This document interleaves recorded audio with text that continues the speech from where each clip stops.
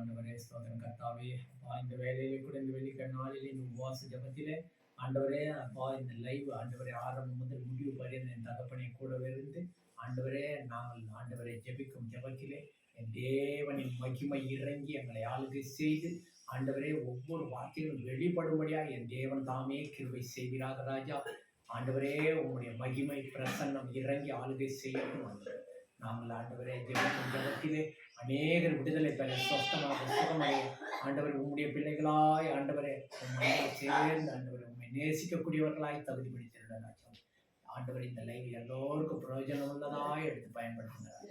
என் அன்பு தகப்பனே, இந்த உடைந்த பாத்திரம் ஆண்டவரே அப்பா உகந்த பாத்திரமாய் மாற்றி ஆண்டவருடைய சத்தியத்தை சத்தியத்தின்படி போதித்து ஆண்டவரை சத்தியமே எல்லோரையும் விடுதலை ஆகட்டும். இயேசுவின் நாமத்தில் பிதாவே, ஆமென். ஆமென். Praise Lord பா. Praise Lord. Praise Lord. ஆண்டவர் நல்லவர். ஆமென். ஆமென். அல்லேலூயா. அல்லேலூயா. வெள்ளிக்கிழமை உபவாச நாளிலும் கூட ஆமென். நம்ம ஒரு அதிகாரத்துல ஒரு வசனத்தை வாசி நம்ம ஜெபிக்கலாம். ஆமென். ஏசாயா எழுதின தீர்க்க தரிசன புத்தகம் 60வது அதிகாரம் 1வது வசனத்தை வாசிங்கப்பா. எழும்பி பிரகாசி, எழும்பி பிரகாசி, உன் ஒளி வந்தது, உன் ஒளி வந்தது, கர்த்தருடைய மகிமை உன்மேல் உதித்தது. ஆமென். அல்லேலூயா. ஆமென். அல்லேலூயா. இயேசு கிறிஸ்துவ முதல்ல அந்த ஆலயத்துல தேவாலயத்துல பிறந்த பிற்பாடு கொண்டு போகும்போது இந்த சிமியோன் பார்த்து சொன்னாராம், ஆமென், உம்முடைய ரட்சணியத்தை என் கண்கள் கண்டது.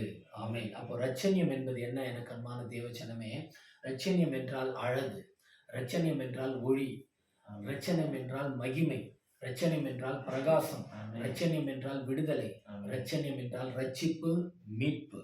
2026ஆம் ஆண்டுல நான் நிச்சயமாகவே உங்களை பார்த்து சொல்லுகிறேன், ஏசாயா 60:1 படி நீங்கள் எழும்பி பிரகாசிக்க வேண்டிய ஆண்டு இந்த ஆண்டு. ஆமென். உன் ஒளி வந்தது அப்படின்னா என்ன? ஒவ்வொரு மனுஷனுக்கும் தனித்தனியா ரட்சிப்பு என்கிற ஒளி, மீட்பு என்கிற ஒளி, ஆமென், விடுதலை என்கிற ஒளி, மகிமை என்கிற ஒளி ஒவ்வொரு மனிதனுக்கும் பிரகாசிக்க வேண்டும் இந்த நாட்களிலே. ஆமென். அல்லேலூயா. அப்போ உன் ஒளி வந்ததுன்னா, அப்போ ஒளி என்ன செய்யும்? இருள் இருக்கிற இடத்துல ஒளி வந்துச்சுன்னா என்ன ஆகும்? வெளிச்சம். ஆமென். அல்லேலூயா.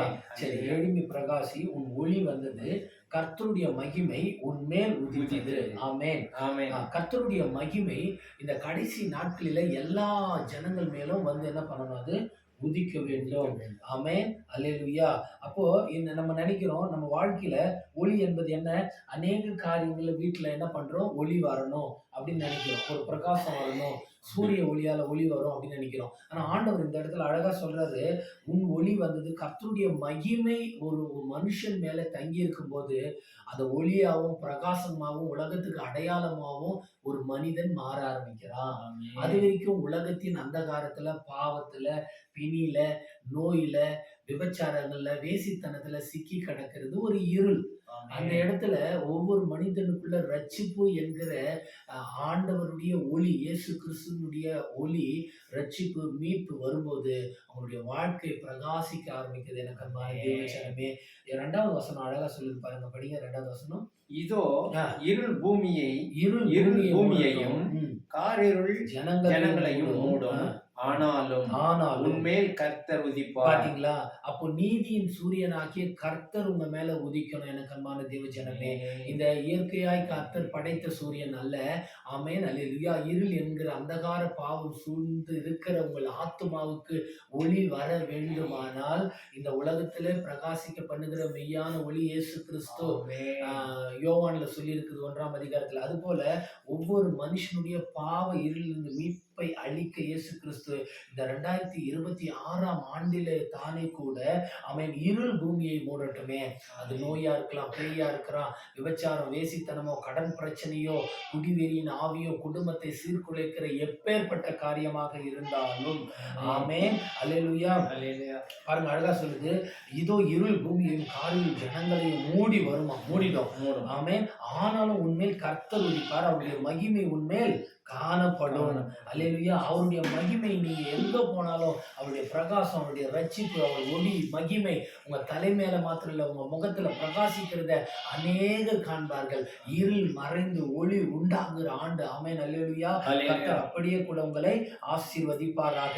இந்த 3ஆம் வசனம் சொல்லுது, உன் வெளிச்சத்திற்கு ஜாதிகளும் உதிக்கிற உன் ஒளியினிடத்திற்கு ராஜாக்களும் நடந்து வருவார். இப்போ இந்த ஒளியை நான் எப்படி பார்க்கிறேன்னா, சாலமன் ராஜாவுக்கு அருளின ஞானம் ஒரு ஒளி. ஆமென். அந்த ஒளியை, அந்த ஞானத்தை பார்க்க ராஜாக்களும் ராஜாத்திகளும் ஆமென் அநேக என்னத்தான் பொன் வெள்ளி ஆமென் அல்லேலூயா எல்லா காரியத்தையும் ஆஸ்தி அந்தஸ்து எல்லாவற்றையும் கொண்டு வந்து ஆசீர்வாதங்களை கொண்டு வந்து அவருடைய பாதத்துல படைச்சிட்டு அவருடைய ஞானத்தை பார்த்துட்டு போனாங்களாம். அப்போ ஒளி என்பது என்ன? ஞானம். அல்லேலூயா. அறிவுக்கும் ஒளிக்கும் வித்தியாசம் உண்டு எனக்கு அன்பான தேவ ஜனமே.